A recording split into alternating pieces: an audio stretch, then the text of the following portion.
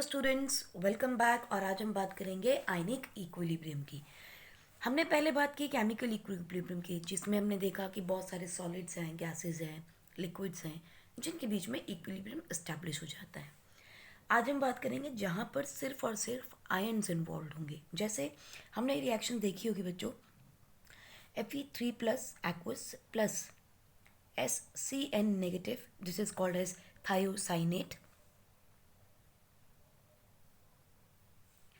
reversibly gives us FeSCN 2 positive aqueous. It's called as a coordinate compound. इस coordinate compound में क्या हो रहा है कि ये वाले मॉलिक्यूल इसके साथ एक बॉन्ड बना रहे हैं। पढ़ेंगे इसके बारे में किस तरह की बॉन्ड बनती है। बेसिकली यहाँ पर सल्फर के पास या नाइट्रोजन के पास कुछ लोन पेयर हैं। वो लोन पेयर ये आयरन को देते हैं और एक डेटिव बॉन्ड बनाते हैं। डेटिव बॉन्ड आपको याद होगा, we show it by arrow. So it is a forming a coordination compound. Coordinate compound चलिए बाद में बात करेंगे। फिलहाल हम ये देखेंगे कि ये भी आयन थे, ये भी आयन थे, ये भी आयन है। यानी कि there is an equilibrium that has been established between the two different ions और थ्री डिफरेंट आयन्स। इस तरह के इक्विलिब्रियम को बोलते हैं आयनिक इक्विलिब्रियम। इसके बारे में सबसे पहले मैं बताया बच्चों माइकल फैराडे ने। माइकल फैराडे ने सारे के सारे जो भी सब्सटेंसेस होते हैं उनको दो कैटेगरीज में डिवाइड किया। पहली कैटेगरी उन्होंने बोली इलेक्ट्रोलाइट और दूसरी कैटेगरी बोली non electrolyte. What was the basis for this categorization? He divided on the basis of capacity to conduct electricity. हमने देखा है अगर हम पानी के अंदर ग्लूकोज मिला दें तो इलेक्ट्रिसिटी कंडक्ट नहीं होती, लेकिन अगर उसी के अंदर हम एसिटिक एसिड या सॉल्ट मिला दें तो कहीं ना कहीं इलेक्ट्रिसिटी कंडक्ट होती है। वाटर में थोड़ा सा एसिड मिला दो तो भी कंडक्ट होती है। सो इट मीन्स कुछ सब्सटेंसेस ऐसे होते हैं जो इलेक्ट्रिसिटी कंडक्ट करेंगे, कुछ नहीं। सो वो substances that conduct electricity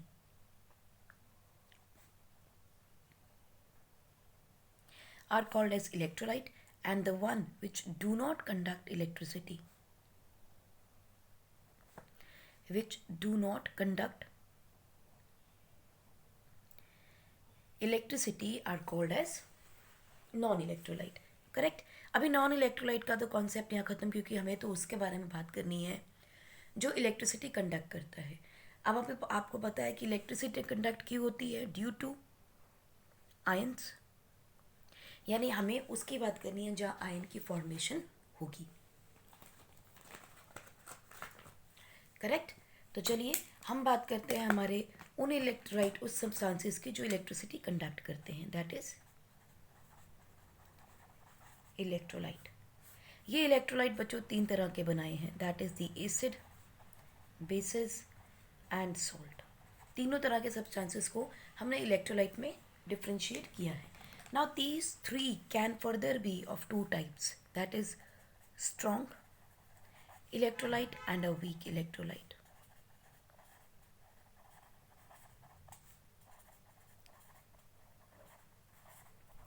strong electrolyte के अंदर जब भी डिसोसिएशन होता है वो 100% या नियरली 100% होता है। वीक इलेक्ट्रोलाइट में इट इज़ लेस डिसोसिएशन और आयनाइजेशन, यानी कि कम होते हैं। जैसे एग्जाम्पल देखते हैं बच्चों, हम एक अपने पास एक एग्जाम्पल है NaCl का। हमें पता है पानी में घुलते ही ये अपना डिसोसिएट कर जाता है किसमें? Na पॉजिटिव और Cl नेगेटिव के अंदर। करेक्ट। लेस में देखो क्या हो रहा है, जैसे आपके पास क्या है, एसिटिक एसिड एक वीक एसिड है, it is going to form yes CH3COO negative and H positive, और ये एक्विस कंडीशन में है। सारे के सारे आयंस एक्विस कंडीशन में होते हैं, लेकिन ये डिसोसिएशन सिर्फ 5% होती है। So such kind of electrolytes जहाँ डिसोसिएशन बहुत कम होती है, they are called as weak electrolytes. अब एसिड्स क्या होते हैं, बेसिस क्या होते हैं, हम बचपन से पढ़ते आ रहे हैं। Just let us take a quick summary, like we have HCl, CH3COOH जो कि हमें विनेगर में मिलता है। लेमन है, उसके अंदर क्या मिलता है आपको? Citric acid. टोमेटोज में क्या मिलता है? Tartaric acid. Tartaric acid is in tartaric acid is in tamarind. Oxalic acid मिलता है आपको टोमेटोज में. सो वेल नोन फैक्ट है, हम बहुत ज़्यादा इन एसिड्स को अपनी लाइफ में यूज़ करते हैं. करेक्ट. हमें पता है कि जितने भी एसिड्स होते हैं वो सार इन टेस्ट होते हैं. सार वर्ड कहाँ से बनो बट एसिडस से. एसिडस वर्ड जो है इट्स अ लैटिन वर्ड जिसका मतलब क्या होता है, सार. ठीक. Acidus is the Latin word जिससे वर्ड बना है सार. दूसरी चीज़, we know that it turns blue litmus paper into red litmus paper. Correct. Similarly हमें पता है बेसिस. बेसिस कैसे होते हैं, like we have NaOH, KOH, soap, है ना, वॉशिंग सोडा.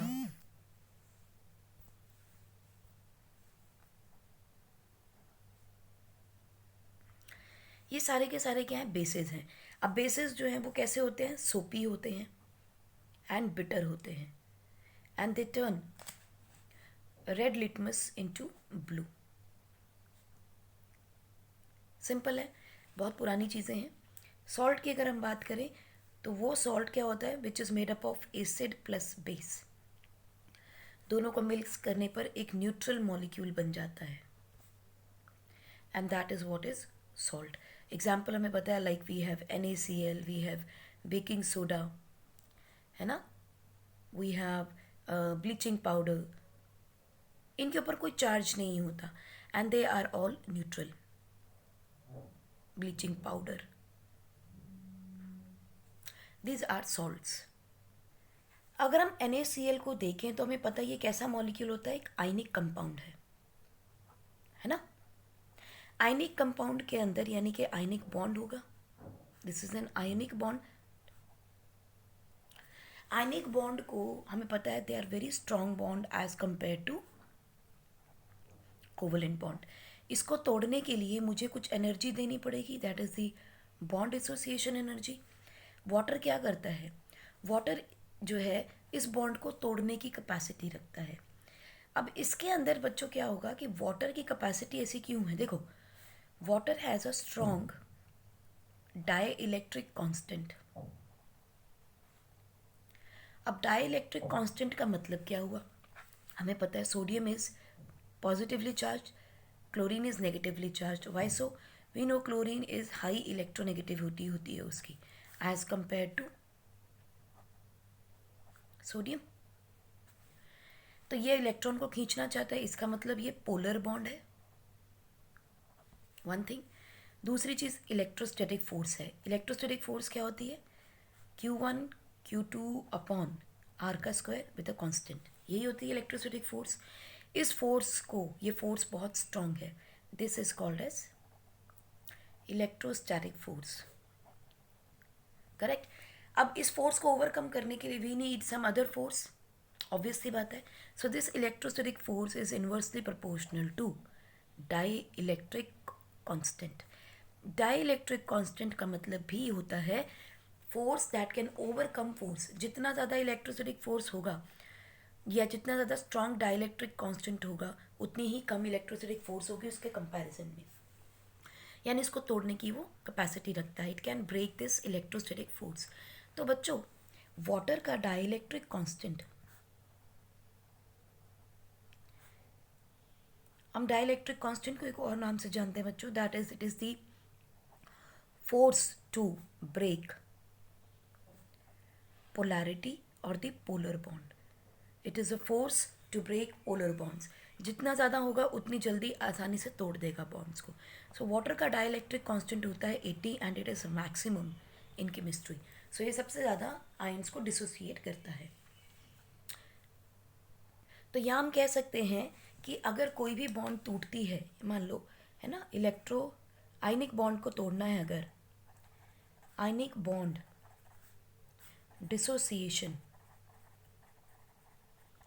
डिपेंड्स ऑन, किस किस पे डिपेंड करेगा, पहली चीज़ कि उसकी अपनी बॉन्ड स्ट्रेंथ कैसी है, और दूसरी चीज़ वो डिपेंड करेगा उसकी सॉल्वेशन कैसी है, एक्सटेंट ऑफ सॉल्वेशन.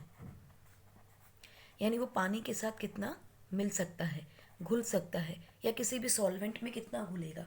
जितना ज़्यादा घुल जाएगा उतना आसानी से टूट जाएगा, जितनी कम बॉन्ड स्ट्रेंथ होगी उतनी आसानी से टूट जाएगी। So the ionic bond dissociation depends upon its bond strength and the extent of solvation. हम बार बार एक वर्ड यूज़ कर रहे हैं डिसोसिएशन, एक और वर्ड यूज़ करेंगे आयोनाइजेशन। दोनों में फ़र्क क्या है? Dissociation and the ionization. हम सिर्फ यहाँ पे उसकी डेफिनेशन देखेंगे, ज़्यादा डिटेल में नहीं जाएंगे। पर जो डिसोसिएशन होता है, process of separation of ions in water that already exists as such in solid state। मतलब एक आयनिक मॉलिक्यूल को जब तोड़ते हैं तो उसे हम कहते हैं डिसोसिएशन। सिंपल सी बात है, ठीक है। जैसे NaCl, it's an ionic compound. KCl ionic compound, ठीक है। Acetic acid ionic compound, already उसमें आयंस होंगे। सो सच काइंड ऑफ मॉलिक्यूल्स, इनको तोड़ने को हम बोलते हैं डिसोसिएशन। आयोनाइजेशन का मतलब है process of formation of ions, process of formation of ions from a neutral molecule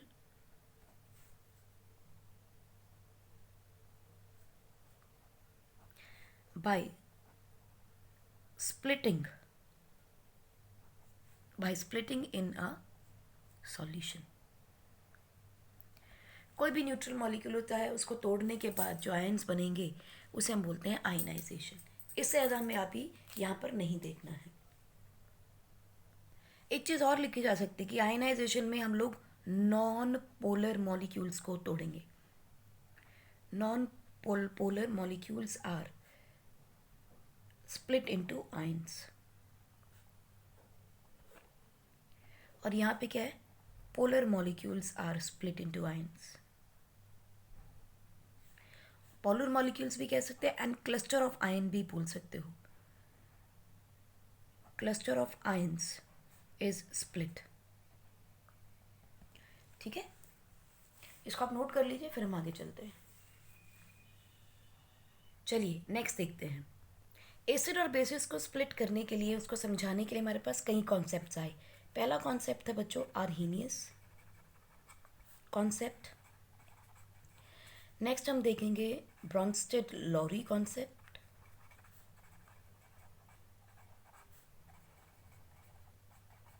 और तीसरा बच्चों हम देखेंगे Lewis acid base concept.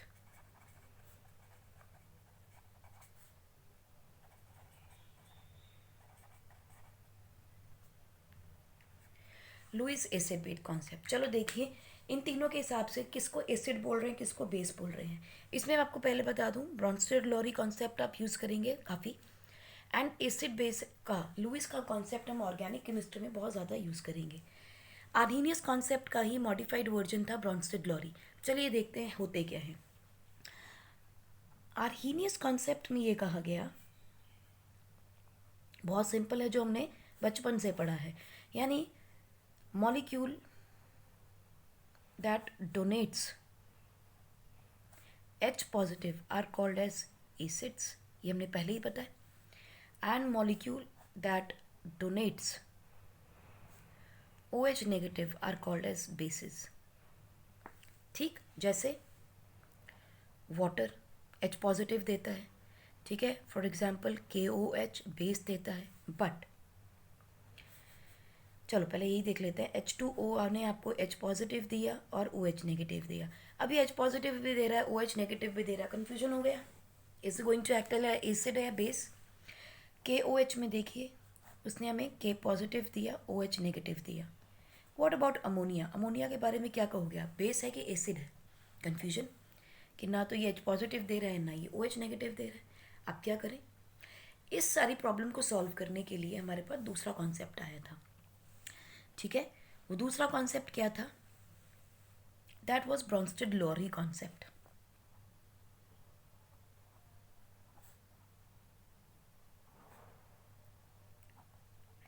Brønsted Lowry concept ने इसको और सिंप्लीफाई कर दिया. उसने कहा कि molecules that donate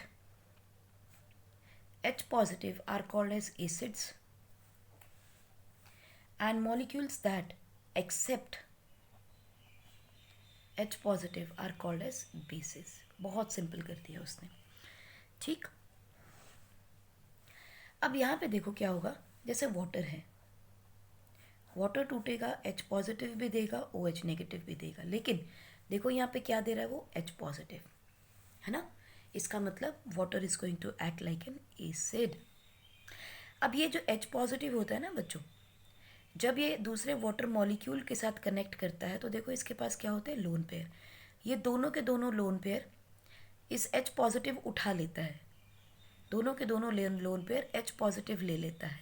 as a result H2O के साथ एक देखो O डेटिव बॉन्ड बन गया, H हाइड्रोजन के साथ एक डेटिव बॉन्ड बन गया. Now the molecule is H3O. इसके ऊपर आ गया फॉर्मल चार्ज प्लस का. This is the H3O positive. इसे हम बोलते हैं हाइड्रोनियम आयन. बच्चों ये H पॉजिटिव होता है ना, दिस इज हाईली अनस्टेबल. ये अपने आप पानी में रह नहीं सकता. Very unstable, can not exist freely in aqueous solution. So जैसे ही एक्वस सॉल्यूशन में दूसरे पानी के मॉलिक्यूल के साथ मिलता है तो हाइड्रोनियम आयन को बना देता है. OH negative ion can exist as OH negative ion in the solution, लेकिन ये नहीं करता. अब ब्रॉन्स्टेड इसके जो आर्हीनियस का लिमिटेड कॉन्सेप्ट था कि अब अमोनिया को कैसे एक्सप्लेन करें, वो देखो कैसे हुआ.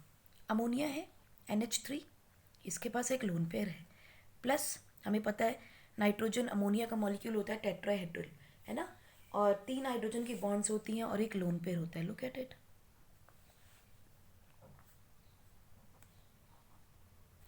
एक लोन पेयर होता है ना. इसके साथ जब आपने वाटर को ऐड किया इन द लिक्विड फॉर्म तो देखो क्या हुआ. वाटर ने H पॉजिटिव देना था, वो H पॉजिटिव जाएगा इसके पास, एंड देखो क्या बना.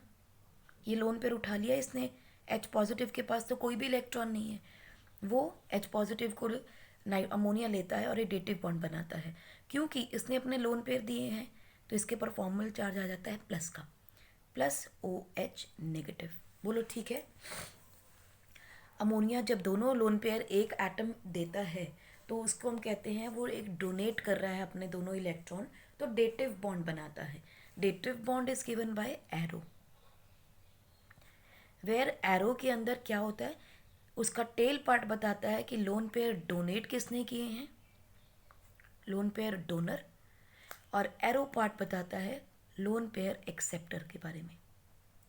तो देखो अमोनिया ने लोन पेयर दिए और हाइड्रोजन ने एक्सेप्ट किए. जो देता है उसके ऊपर फॉर्मल चार्ज आ जाता है प्लस का, क्योंकि उसने दोनों इलेक्ट्रॉन दे दिए हैं. ठीक है जी. नाउ अब देखो यहाँ पे क्योंकि इसने H पॉजिटिव दिया है तो ये क्या बन गया, वाटर एसिड. इसने H पॉजिटिव एक्सेप्ट किया, ये क्या बन गया, बेस. इन दिस रिएक्शन ज़रा इस रिएक्शन को रिवर्स करते हैं. हम इसको यहाँ लिखते हैं NH4 plus OH negative gives us water plus ammonia. अब देखो कौन H पॉजिटिव दे रहा है, डेफिनेटली ये दे रहा है. बोलो हाँ या ना. कौन ले रहा है, OH नेगेटिव ले रहा है. सो इस कंडीशन में ये होता है बच्चों कॉन्जुगेट एसिड, क्योंकि एक्चुअली में तो एसिड नहीं है. दिस इज कॉन्जुगेट बेस, क्योंकि इसने H पॉजिटिव एक्सेप्ट किया है. This is N base, this is N acid. ये इसका कॉन्जुगेट एसिड है, ये इसका कॉन्जुगेट बेस है. तो ब्रॉन्स्टेड लॉरी ने एक नया कॉन्सेप्ट बताया कि कॉन्जुगेट एसिड एंड बेस का पेयर बनता है. एसिड एंड कॉन्जुगेट बेस का पेयर बनता है. बेस एंड कॉन्जुगेट एसिड का पेयर बनता है. बोलो ठीक. नोट कर लीजिए आप. एसिड एंड कॉन्जुगेट बेस का पेयर बनता है और बेस और कॉन्जुगेट एसिड का पेयर बनता है जहाँ पर H पॉजिटिव का आदान प्रदान यानी एक्सेप्शन और एक्सेप्टिंग और डोनेशन हो रहा है. इसके बारे में बात करते हैं, ज़रा आप नोट कर लीजिए. कर लिया. Okay.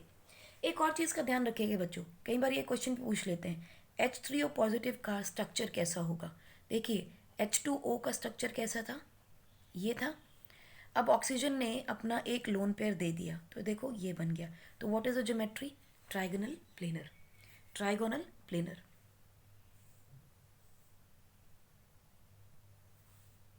Okay, it is not trigonal planar, it is going to be trigonal pyramidal, क्योंकि एक लोन पेयर भी है इसके पास। तो टेट्राहेड्रल ज्योमेट्री थी, उसकी शेप ट्राइगोनल पिरामिडल बन गई है। ठीक है जी। तो देखिए हम उस इक्वेशन को फिर से लिखते हैं, NH3 प्लस वाटर, अब क्या हो जाएगा, reversibly gives up NH4 positive plus OH negative. कई बार क्वेश्चन आता है, अक्सर आता है कि इसमें ये अगर एसिड है तो इसका कॉन्जुगेट बेस क्या होगा। तो this is the conjugate base. अगर ये बेस है तो इसका कॉन्जुगेट एसिड क्या होगा, कॉन्जुगेट, ओह सॉरी उल्टा कर दिया हमने। This is the acid, this is the base, this is the conjugate is base, this is the conjugate acid. So कई बार क्वेश्चन जब ये आता है तो आपको ध्यान रखना है कि ammonia and ammonium ion, this is a base, it is a conjugate acid. और बच्चों ये क्वेश्चन आता है, बहुत ज़्यादा आता है, water and OH negative, it's a base acid, it's a conjugate base. Similarly और एग्जाम्पल्स देखो, we have let us say H2SO4 है, ठीक है। अब H2SO4 में और HSO4 नेगेटिव में, HSO4 नेगेटिव में which one is an acid, which one is an conjugate base. तो हमें पता है इसने H पॉजिटिव दिया है और इस ये ले सकता है वापस बनाने के लिए, है ना। तो this is the conjugate base. Similarly देखो CH3COOH, हमें पता है ये क्या है, एक एसिड है, एसिटिक एसिड, और इसका कॉन्जुगेट बेस क्या होगा, इसमें से H पॉजिटिव निकाल दो, कॉन्जुगेट बेस। और एग्जाम्पल देखो, लेट अस से वी हैव H2CO3, ठीक, इसमें से H पॉजिटिव निकालो, HCO3 नेगेटिव बन गया। सो this is N acid, this is a conjugate base, बोलो ठीक। और देखो लेट अस टेक किसका ले, KOH का देख लें। KOH में तो H पॉजिटिव नहीं आएगा, हम लेते हैं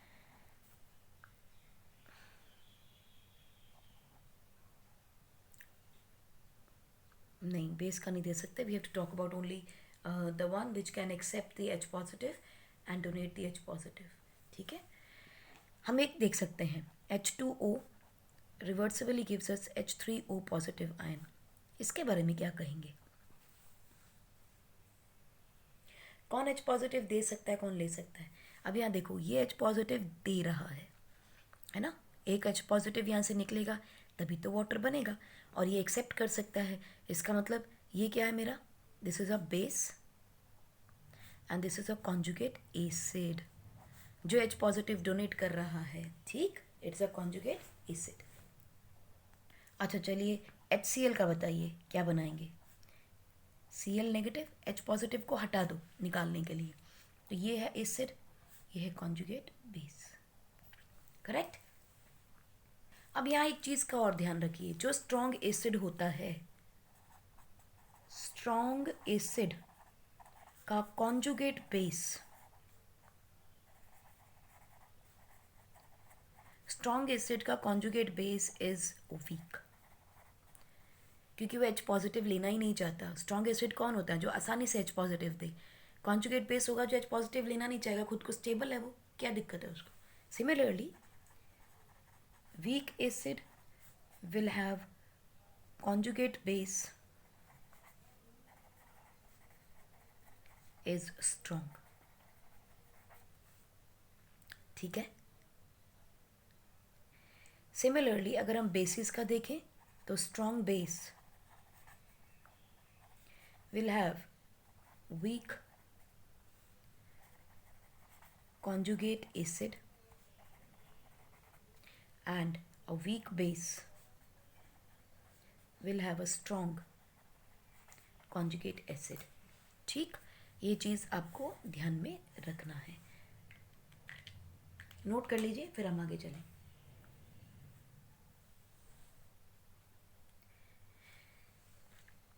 चलिए एक एग्जाम्पल देखें आपको, बताइएगा ज़रा। NH4 plus and OH negative, ज़रा बताइए इसमें से कौन कॉन्जुगेट एसिड एंड कौन कॉन्जुगेट बेस, या कौन बेस कौन एसिड। ये H पॉजिटिव एक्सेप्ट करेगा, ये देगा, तो it is a conjugate acid base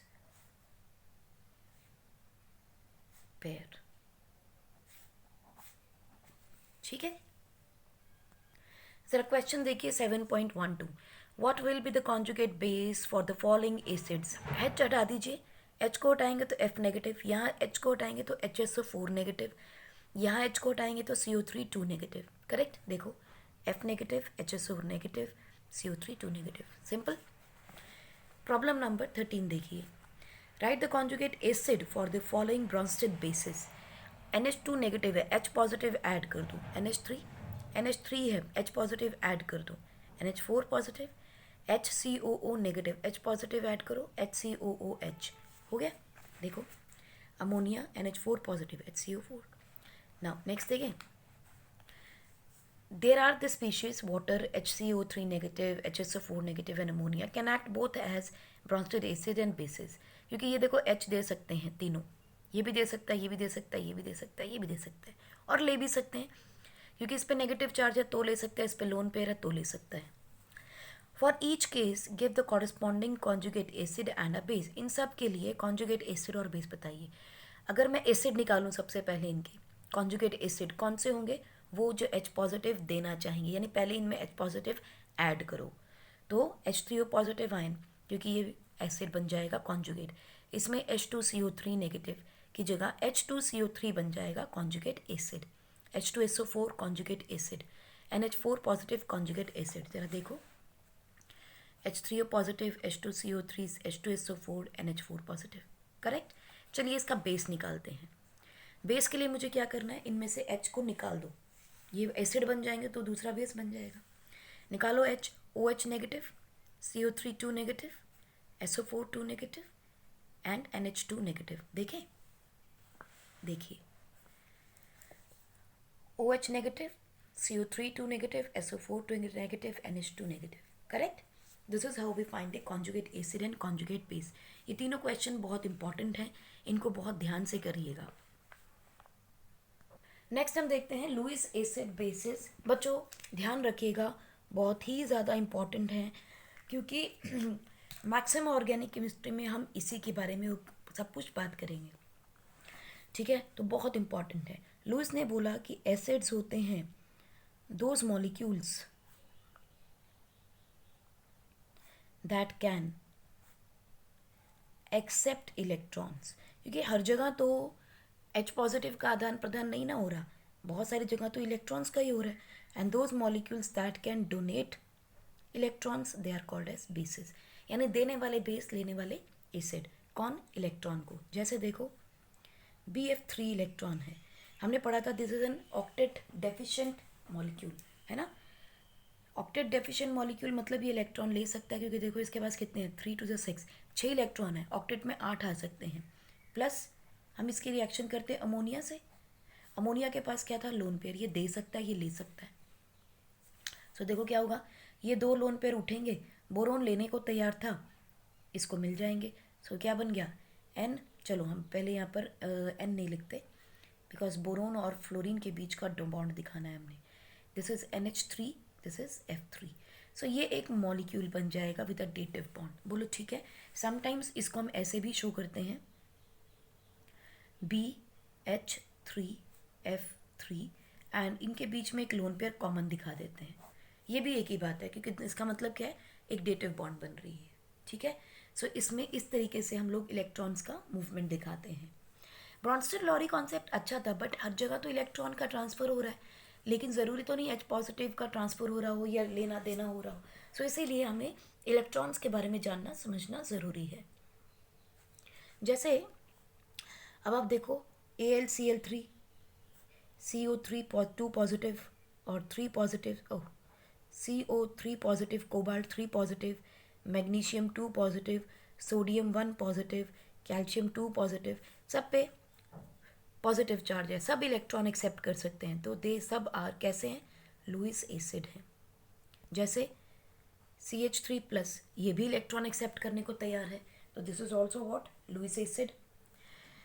दूसरा देखो, आपके पास क्या है, OH negative, then you have ammonia, we have H2O, then NH3 हो गया हमारा, NH3 हो गया, Cl नेगेटिव।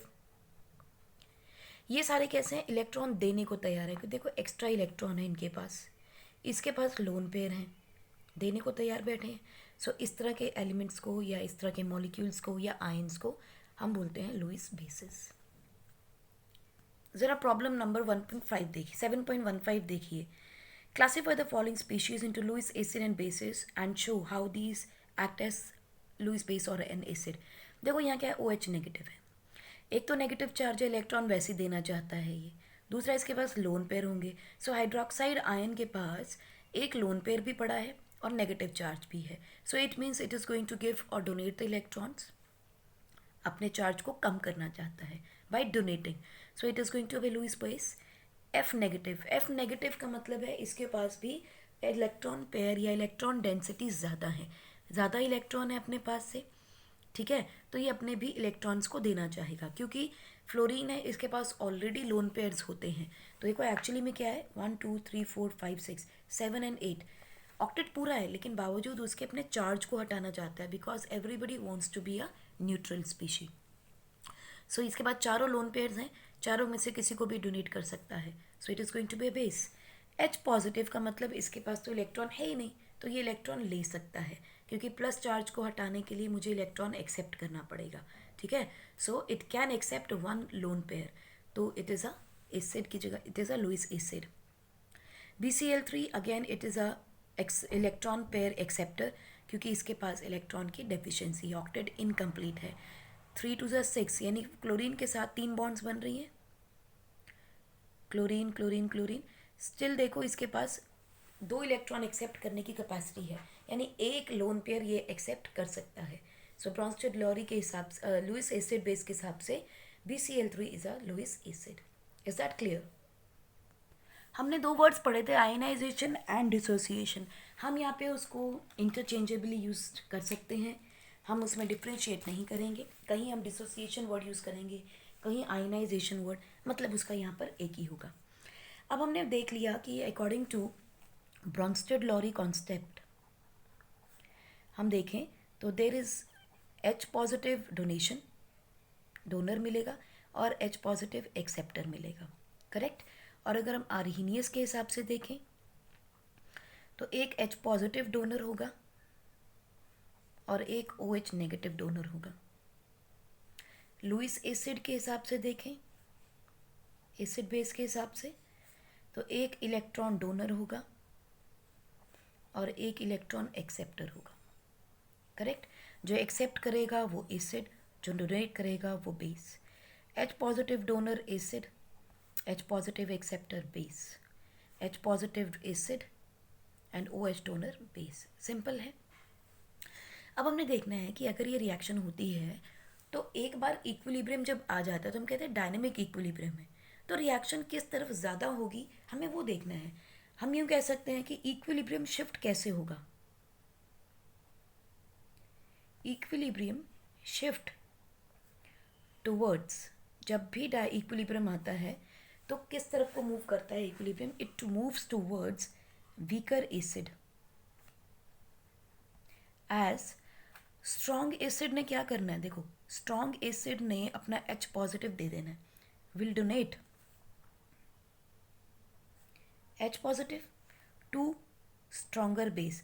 अब जो ताकतवर लोग होते हैं उस मजबूत कमज़ोर को जीने थोड़ी देते हैं, तो जो स्ट्रांग होगा वो अपना H पॉजिटिव देता रहेगा देता रहेगा देता रहेगा, और दूसरी तरफ क्या बन रहा है, स्ट्रॉन्ग बेस बन रहा है, वो बनता रहेगा बनता रहेगा बनता रहेगा, राइट।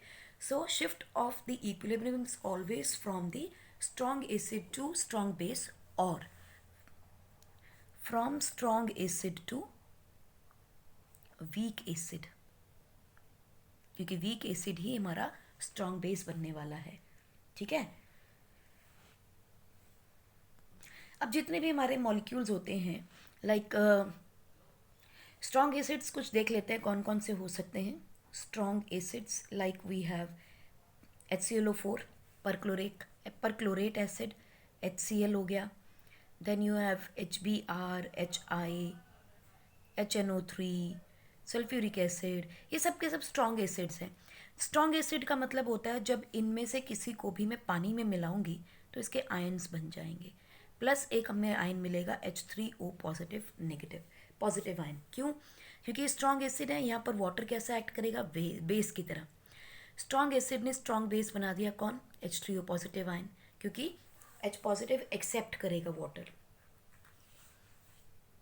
सिमिलरली देखो स्ट्रॉन्ग बेसिस कौन से हो सकते हैं, वो जो H पॉजिटिव को एक्सेप्ट करेंगे, जैसे लिथियम हाइड्रोक्साइड हो गया, सोडियम हाइड्रोक्साइड है, पोटाशियम हाइड्रोक्साइड है, सीजियम हाइड्रोक्साइड है, बेरियम हाइड्रोक्साइड है, अकॉर्डिंग टू आर्हीनियस कॉन्सेप्ट जो OH नेगेटिव देते हैं। करेक्ट, ये सारे के सारे डिसोसिएट करेंगे आयन्स में, OH नेगेटिव देंगे। लेकिन ये आर्हीनियस के हिसाब से जो OH नेगेटिव भी देंगे पानी के साथ, ठीक है, वाटर में डिसोसिएट करना होता है इन सबको, again they are going to produce the hydronium ion. तो बेस है उसका स्ट्रॉन्ग एसिड बन रहा है डेफिनेटली, क्योंकि ये H पॉजिटिव अब देगा। स्ट्रॉन्ग बेस है, स्ट्रॉन्ग एसिड है, सो इसका मतलब आराम से ही रिएक्शन हो जाएगी। तो रिएक्शन शिफ्ट कहाँ करेगी, ये सब तो एग्जाम्पल्स हैं, इनको ध्यान रखिएगा। स्ट्रॉन्ग एसिड, स्ट्रॉन्ग बेसिस कौन से होते हैं। इक्विलिब्रियम शिफ्ट किधर करेगा, कई बार ये दिमाग में आता है, बस उसमें ये चीज़ ध्यान रखिए कि स्ट्रॉन्ग अगर एसिड है, अगर स्ट्रॉन्ग एसिड है तो the reaction will shift toward the weak acid. जैसे हम एक इक्वेशन लिखते हैं, HA which is a strong acid reacts with water, जहाँ पानी अब एक बेस की तरह एक्ट कर रहा है, is going to produce H3O positive ion which is the aqueous obviously, plus you will get A negative क्योंकि इसने H positive डोनेट कर दिया। अगर इसने डोनेट किया तो ये क्या है, एसिड। इसने एक्सेप्ट किया है, ये है बेस। देखो इसने एक्सेप्ट कर लिया, ये हो गया आपका कॉन्जुगेट एसिड, क्योंकि अब रिवर्स में ये देगा और ये कॉन्जुगेट बेस बन गया। ठीक, एक स्ट्रॉन्ग एसिड एक स्ट्रॉन्ग बेस को बना रहा है, स्ट्रॉन्ग एसिड स्ट्रॉन्ग बेस को बना रहा है, तो reaction will move towards weak acid, क्योंकि ये वीक एसिड हो गया कंपैरेटिवली। ठीक है, नोट कर लीजिए, फिर हम आगे चलते हैं। हो गया, ओके। जैसे हमने स्ट्रॉन्ग एसिड देखा, वैसे ही चलिए ज़रा वीक एसिड भी देख लेते हैं। कुछ वीक एसिड्स होते हैं बच्चों, जैसे we have acetic acid, HNO2 that is called as nitrous acid, hydrogen fluoric acid, these are the weak acids। ठीक, और इसी के साथ आप देखिए जैसे हमारे पास NH2 negative, they are the strong bases for, कुछ वीक एसिड्स के नाम याद रखिएगा, कई बार काम आते हैं।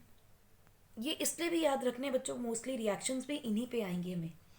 ठीक है, हम काफ़ी रिएक्शंस देखेंगे, उसमें मैक्सिमम हम इन्हीं को यूज़ करने वाले हैं।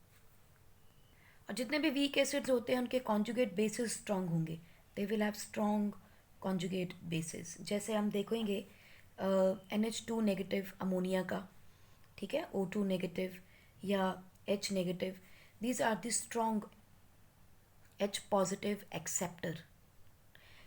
जो ज़्यादा स्ट्रॉन्ग H पॉजिटिव एक्सेप्टर होंगे वो स्ट्रॉन्ग बेसिस होंगे। ठीक है जी, कई बार ये एसिड बेस का कॉन्सेप्ट हमें टाइट्रेशन में भी हेल्पफुल होता है टू आइडेंटिफाई सर्टन मॉलिक्यूल। जैसे हम एक एग्जांपल देखते हैं बच्चों, हमारे पास दो ऑर्गेनिक कंपाउंड्स हैं, लाइक वी हैव फेनोक्थिलीन, बहुत ज़्यादा यूज़ किया है हमने रिएक्शंस में, फेनोक्थिलीन, और दूसरा हमारे पास है ब्रोमोथाइमॉल।